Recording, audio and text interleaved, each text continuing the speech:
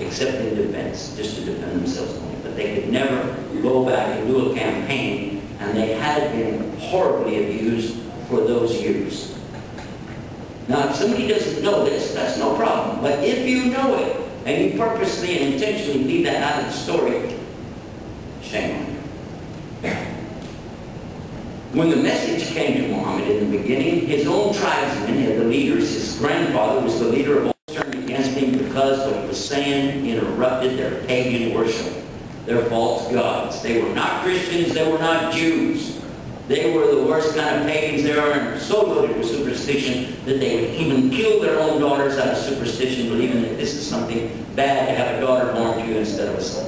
And they would take him out in the desert and bury him alive. That was one of their horrible customs. They had many others. The drunkenness that they had, the rape, the sexual things, the molestation, it was unbelievable what these people did.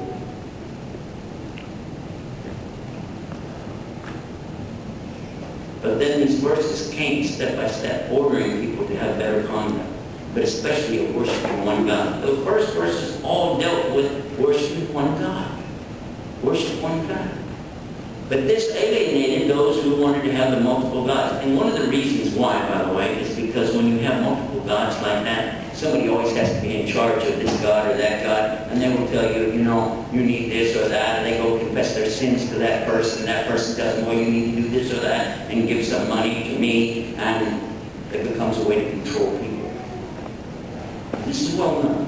You don't need to take a course in ancient religion to find that out. You can read it in National Geographic. It tells you that, what happens with these old religions. Now, the next thing that happened is that the Muslims who did, these were pagans who became Muslims. Then when they would try to go back to their own families and tell them about the worship of one God, their families turned against them.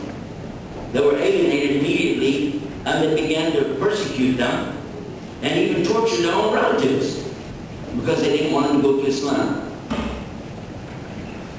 Now, how many of you didn't even know about that? You didn't really know that. Be honest. You didn't know that. Well, it's important because this is what it was about, to the extent that they murdered the Muslims just because they would not convert back to their pagan religion. The first to die was a woman, and she was killed in a horrible way that you don't even want to know. Finally, the Muslims lost any support they had hoped for at the death of one of the tribal leaders, which was the uncle of the Prophet Abrahamic. Then they were put into the desert for around 2 years and left out there to die. Somehow, some of them, including Muhammad, peace be upon him, survived. A delegation came from a city called Yathrib and invited them to come there and that they would protect them. And they went to that city, which is now. And while they were there, things began to escalate and become a lot better for Muslims, because now they could openly practice their religion and talk about Islam, and they could encourage others to consider what Islam is about. Many people entered Islam. But they still had a problem. They went for something called Umrah, or the lesser pilgrimage. They went down to walk. By the way, this pilgrimage is for them walking. Today we fly in airplanes. They walked hundreds of miles wearing 2 sheets, like 2 big bath towels wrapped around them, walking through the desert. And when they arrived, the people wouldn't give them the courtesy of allowing them to just walk around the Kaaba and leave. Kaaba, by the way, is a building erected originally by Abraham and his son Ishmael. They wouldn't let them enter the city. They had to be turned back. How would you feel? I'm going to ask you a question. Somebody comes to your house, kicks you out, takes your house, takes your possessions, hurts your family, your mom or your sister, does something bad, abuses you, and then you don't go back with any hatred or anything toward them. In fact, you're going to be forgiven by God in a pilgrimage, and you walked all this way in 2 towels, and they turn you away with military force, which to be happy or sad. And you already know the answer. That's rhetorical. Think. Because when they got back, now comes these verses. Because the next time they went, they were allowed to. But here's what it says. And this is now verse 190. It says in 190 that you can fight, meaning combat, military. You can fight. In fact, you're being ordered now, fight those who are in combat against you. And turn them out from where they turned you out. You can't turn somebody out from a place that they didn't turn you out from. I mean, the sentence wouldn't make any sense. You're talking about something that's already happened, yes or no? It's clear. Turn them out from where they turned you out. Did Christians and Jews turn the Muslims out of anything? No.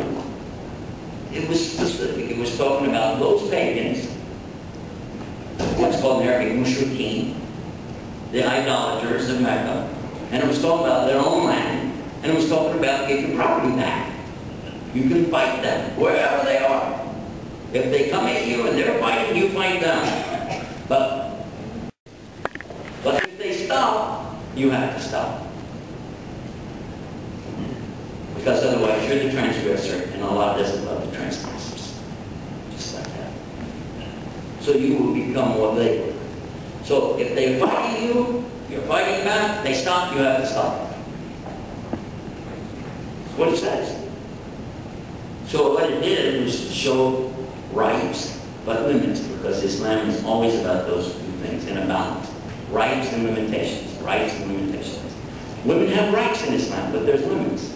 Men have rights in Islam, but there's limits. Even in war, there are rights, but there are limits. Captives cannot be tortured.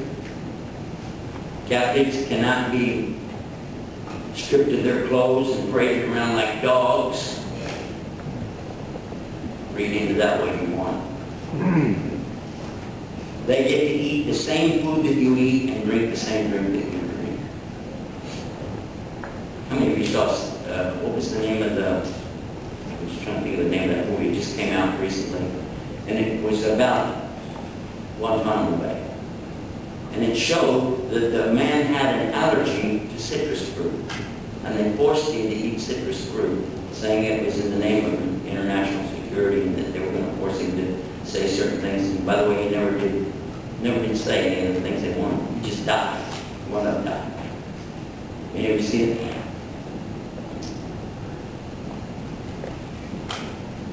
Can't do that in Islam. It's not permitted. Allah doesn't allow it. It doesn't mean Muslims don't do stuff. Don't get me wrong. If you think that I'm saying Muslims are sweethearts and they don't make any mistakes, duh. But it's not from Islam.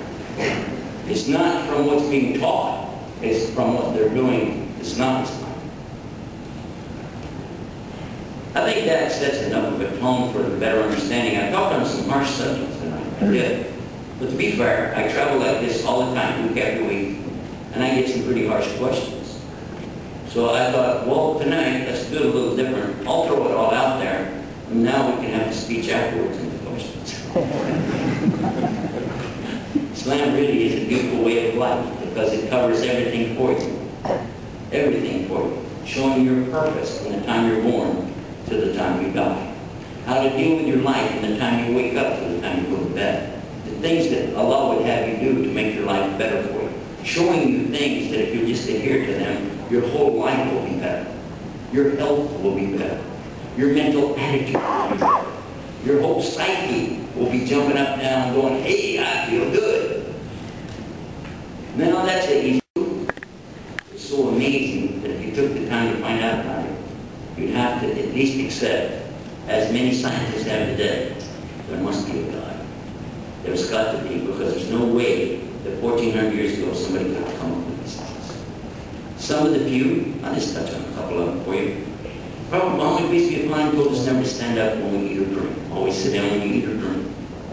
A few years ago, I was coming home from a fundraiser, and on the way home, I was falling asleep. My daughter turned the radio on in the bar.